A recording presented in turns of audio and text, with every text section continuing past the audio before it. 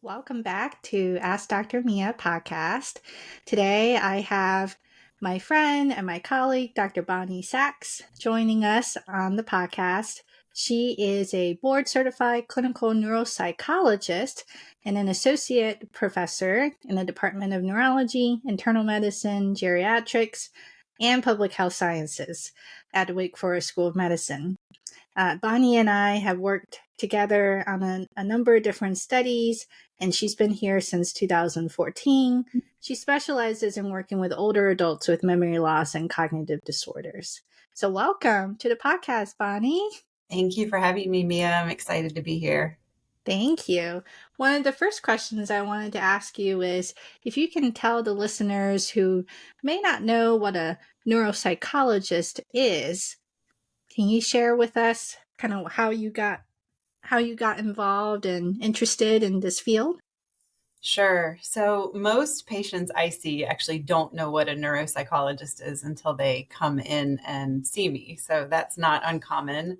Um, Let me answer your first question sort of what is a neuropsychologist? So, a neuropsychologist is someone who has a doctoral degree, a PhD in clinical psychology, excuse me. So that usually includes about 4 to 5 years of coursework and clinical experiences working with patients. And then a neuropsychologist has additional training in understanding the brain structure and function, how the different parts of the brain communicate with each other. And I think most importantly, how changes in brain function, whether it's due to differing age, age across the lifespan, or whether it's due to insult or injury to the brain, how those things affect our thinking skills, so our memory, our concentration, our language, how they affect our behavior, like how we interact with one another, and how they affect our moods or our feelings. And we, as neuropsychologists, also learn how to use specialized tests or assessments to measure those different aspects of brain functioning. So we do that training I talked about. We also do a clinical internship, which is a year long, and then a 2-year fellowship in neuropsychology, where we gain additional experience working with different types of patient populations. Gotcha. So people become clinical psychologists and then subspecialize in neuropsychology.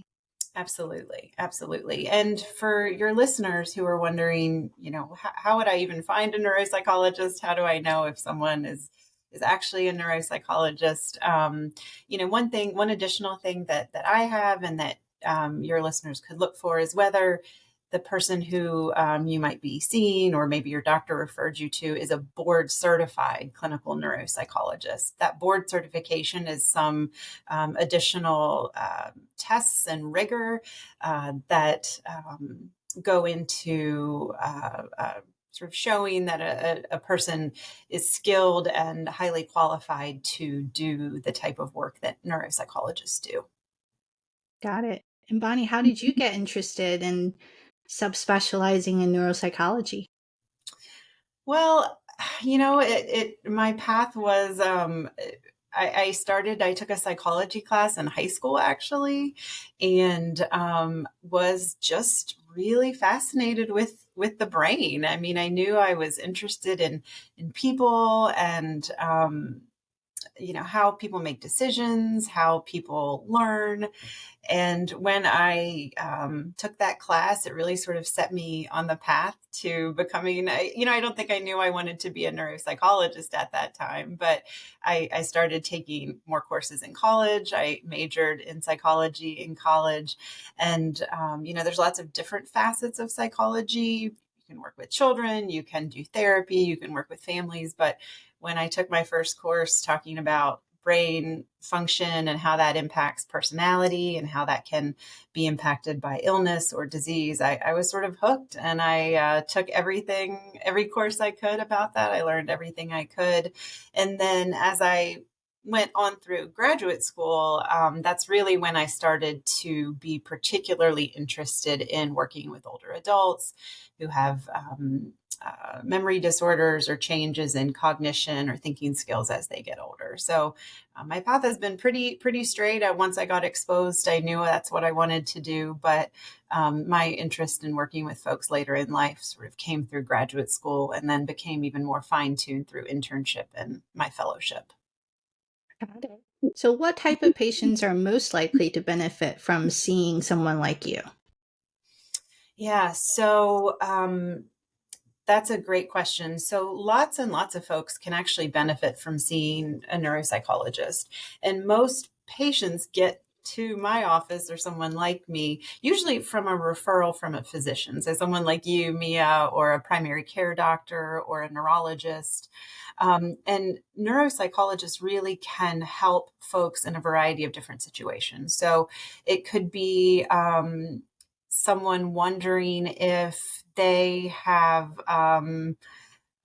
maybe they or their loved one have a diagnosis of dementia, but maybe they've been getting worse and the family wants to know, is this their dementia getting worse or is this something else going on too, like depression, for instance.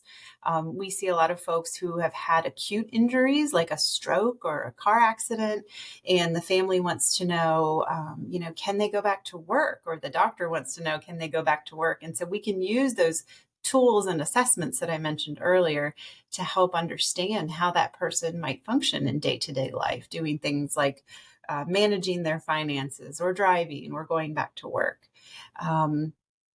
We see folks for a variety of reasons, and really I think one of the things that we can do that's most helpful is providing recommendations for a family member who is concerned, or for the person themselves who is concerned, or for a physician who's concerned about how can we help this person or this patient function with their cognitive skills, again, thinking and memory and language, most effectively in their day-to-day life. Yeah, and that daily function is so important. Can you tell us a little bit about what a typical neuropsychology appointment might be like? What are these tests? And I know that's oftentimes a point of anxiety for people who are already having some memory loss. Yeah, absolutely. We get blamed for many a poor night's sleep before our appointments because folks do tend to be a little bit worried and they do tend to be a little bit concerned. And so I really appreciate you focusing on this to maybe help provide some education about what to expect, so that folks are maybe not so anxious when they come to see us. So again, usually we see folks here because they're referred by a physician, or maybe they themselves have had concerns about their memory or their thinking skills. And so typically we have a little bit of information about someone when they're coming to our office, but maybe not a lot. And so normally we start by explaining what the day is going to look like. And we tell folks that this appointment is not going to be like a typical doctor's appointment. We don't have any needles. There's nothing invasive that we do. What we're really wanting to do is sort of put their brain to work to see how it's functioning when we give them tasks to do that can mirror some of the things that they do in day-to-day life. We tell them before we even start that our appointment is pretty long. It usually lasts a couple of hours. Now that time frame may be different depending on the person's age, why they were referred, their individual sort of stamina, how they're feeling that day. But usually the appointment might last between about 2 to 4 hours, I think is pretty typical, especially if I'm like I primarily do when working with an older adult. Then we just talk to the person who came in, and if they brought family with them, which is always a great idea, we talk with them and their family about what their concerns are. We hear a little bit about what's been going on, and again, we focus primarily on their thinking skills. So have they been forgetting more? Have they been having trouble finding words? Are they having trouble with directions or multitasking?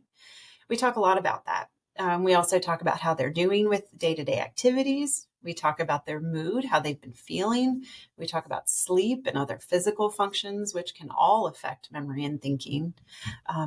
While we're not physicians, we do talk about their medical history because, again, those things can obviously impact in major ways their thinking skills. We look at their medications. We talk a little bit about their background, like how much school they completed, what type of work they did. All those things go into helping us as neuropsychologists better understand that individual.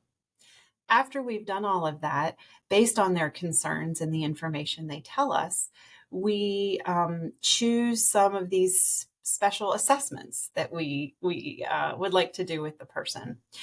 These are tailored to the individual person, and they help us assess, again, their memory and thinking skills. These tests can be kind of frustrating, as you alluded to. They can be a little bit anxiety producing, and all that can be pretty normal, but we try to make that process as smooth as possible. We tell folks that you're not supposed to get everything right. This isn't a test that maybe you studied for in school. Really, we want to challenge your brain to find out where your thinking skills are strong, and then if there are any weaknesses, what those are. So it's normal to not get everything right. And it's normal to miss some items. But again, we try to make that process as smooth as possible and as comfortable as possible, because really what's important is that we get the person's best effort on all the tests. So we truly can look at their cognitive strengths and then look at where their weaknesses are. That information is what's helpful to us, helpful to them, and what's helpful to their referring provider. Got it. That's a really great description of kind of what goes on during that very long appointment. At the It is end of at the end of getting all of those tests, um, what kind of recommendations do you provide typically to patients and families and their referring clinicians? Obviously, I know that differs depending on each person, but just kind of broad categories. Sure, sure. It does differ depending on the person. So, some of the typical recommendations that we might provide would be what we call compensatory strategies. So, sort of tools and tricks that we know as neuropsychologists can help folks compensate for any areas of weakness that we identified on the testing that we did. So, for instance, if someone is having some troubles with memory, we might give them some suggestions like using a whiteboard to put the date or to put important events that are coming up. So it's sort of right there, really prominent for them. We might talk about using planners or reminders or alarms to help them recall important tasks like taking medication or remembering appointments. We might provide some suggestions about things that can affect cognitive functioning other than, for instance, a neurologic or a biological condition. Like we might provide some recommendations about sleep quality. Sleep is really, really important for brain functioning and for brain health and for thinking skills. And so if they're having trouble falling asleep or staying asleep, we might give some recommendations to help there. If we're seeing someone and they haven't seen a doctor or haven't discussed their memory concerns with a doctor, or maybe they have some medical conditions that don't appear to be treated well, we might make the suggestion that they need to follow up with the doctor to see if there's a reversible cause of the cognitive symptoms that they're having, or if better control of some of their medical issues, like sleep apnea, for instance, might help their thinking skills improve. Sometimes we see folks who have concerns about mood or depression, and that can also impact thinking skills to some extent. And so we may make recommendations about ways to improve mood or other providers to see if medications seem like they could be indicated. And sometimes we make recommendations about safety. So if we feel that someone really has some substantial thinking skill difficulties that might impact their ability to remember their medications, or maybe they're taking too much or too little, we may make a recommendation that we don't think that they're safe to do that on their own, and that we really need to make another plan, let's say involving family members, to help them do that safely. Got it. And I know, Bonnie, you're not only a clinician, but also a researcher. Could you tell us a little bit about what type of research topics and projects that you're working on? Yeah, absolutely. So I'm working in research in a couple of different areas, but one of the main areas that I'm interested in is how do the things that we do every day impact our thinking skills and our brain health as we get into later life? So, a lot of times we'll call these lifestyle factors, but how do things like exercise or social engagement and connection with other people or cognitive activity like doing puzzles or reading, how do those things help us in late life? Are they protective against things like dementia or cognitive loss in late life? I'm also interested in how things like overall health and controlling or improving our health may contribute to cognitive health in late life. So things like blood pressure control, control of cholesterol, physical activity, how those may be useful in promoting good cognitive function in late life. And I'm also interested in how we, as neuropsychologists and folks interested in cognitive functioning more broadly, how we can use things like technology to um, both help us stay cognitively sharp, but how we as neuropsychologists can use technology to reach people that we might not normally be able to reach because of distance from the medical center or, a variety of reasons. But how we as a field can use these tools to help us reach our patients better and understand them better. Yeah, one common question I get is whether there are any brain games or any sort of cognitive training that will be helpful for people who are experiencing memory loss. What do you think? Yeah, so there's some research on this actually. And really, the research shows that, there's no one brain game that we have to do to try to help our cognition in late life. So you don't have to go out and purchase the newest, brain game that's advertised on TV, or you don't have to subscribe to this particular website. But really, the important thing is challenging your brain and I think also doing while you're challenging your brain, doing something that you enjoy. So if you like crossword puzzles, or if you like Sudoku, or if you like, um, you know, whatever sort of computer game that you're doing, as long as it challenges your brain and as long as you enjoy it, I really think that's the key ingredient. So, whether that, again, you want to take up a new language, or you want to learn a new instrument, or you want to challenge yourself with a card game, I think all of that is great. It's just about keeping your brain active. I'm glad that I've been providing the right information to patients that corresponds with what you said. Good. Because I think if people ask me to do crossword puzzles, I'll just fail and give up because Yeah. those are not my favorite. Yeah, Uh, I agree. I think you have to enjoy it too. If you're doing something that you don't enjoy, you're more likely to put it down or quit or give up on it. So if you enjoy it and it challenges your brain, I think you're on the right track. Yeah. And I know there are a lot of patients where sometimes I have a really difficult time figuring out in the clinic and through the more basic levels of memory testing that I do, whether it's something related to the level of education, the quality of education, or maybe some patients where English is not their first language. Can you talk about kind of how do neuropsychologists try to figure out some of these additional challenges that may be confounding their memory performance? Yeah, that is a great question. I'm glad that you asked that.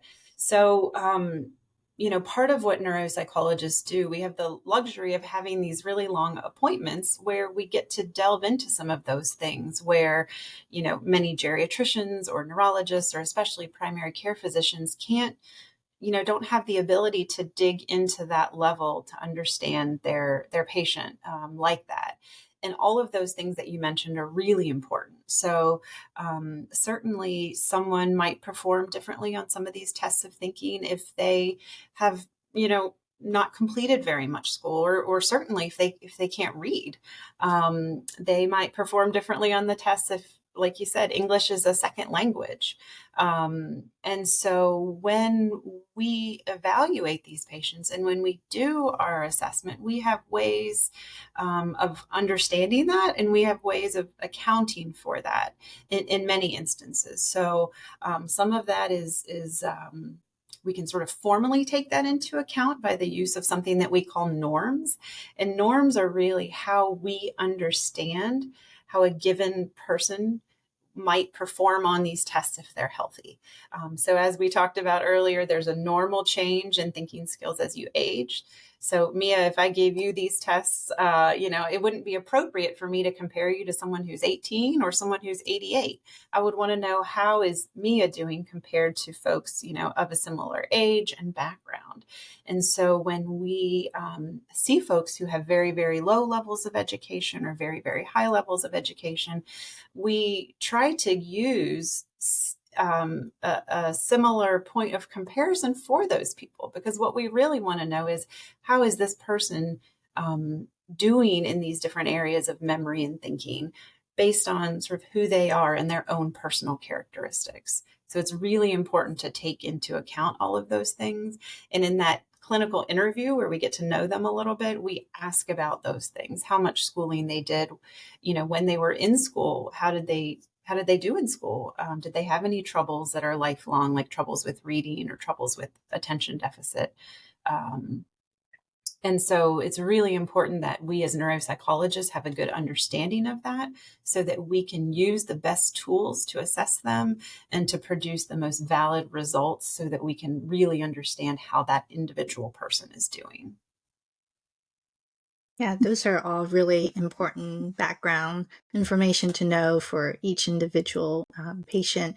And the norms are something that I've always been fascinated. I'm just curious, how do neuropsychologists find what's a quote unquote normal person? Where did these norms come from? Yeah, that's a great question. So the tests that we use, the assessments that we use, as much as I'd like to take credit for them myself, I didn't design them. The tests are developed in a couple of important ways. So they are tested out or developed on large groups of people um, who are healthy and kind of remain healthy over time. Those groups of people are from different areas of the country. They have a wide range of educational background. They have different racial and ethnic makeups. There's men and women, or if they're children, there's girls and boys. And so there's very specific and very thorough procedures that go into developing these tests and these norms. And the point of that, again, is that we want the tests and the norms that we use to be representative of the person that's sitting across from our desk, on any given day. And part of the training of becoming a neuropsychologist is understanding those tests and understanding the norms and evaluating the available tests and normative data to make decisions, again, that are in the best interest of your patient, so that we can gain the most accurate and valid information about them. So that's why, in some ways, it's really important to have all of that training that I talked about, both as a clinical psychologist and then as that specialty training as a neuropsychologist, because that's where some of this expertise really comes into play. Got it. So do the neuropsychologists who sort of develop some of these tests get this data from large cohort studies where they may have recruited a lot of patients for, I don't know, heart health, and then test their memory, or they do their own studies recruiting participants specifically for memory related testing or norm building, or a combination of both? Well, I think there could be lots of different ways. So some of the tests that I'm thinking of, or was speaking about, when the tests are developed, the test makers or publishers want to understand how healthy folks are performing on these tests. Again, because when we see folks, the question that we're often asked is you know is mom's memory normal for her age, right? So we want to know how people are doing compared to healthy individuals. um, it is important, though, sometimes that we understand that not everyone is super super healthy, right? We understand that a lot of the folks we see have many medical comorbidities, we call them. They may, a large portion of the population has high blood pressure, a large portion of the population has high cholesterol, or maybe things of that nature. And so some researchers publish norms on folks that are more like the average bear, so to speak.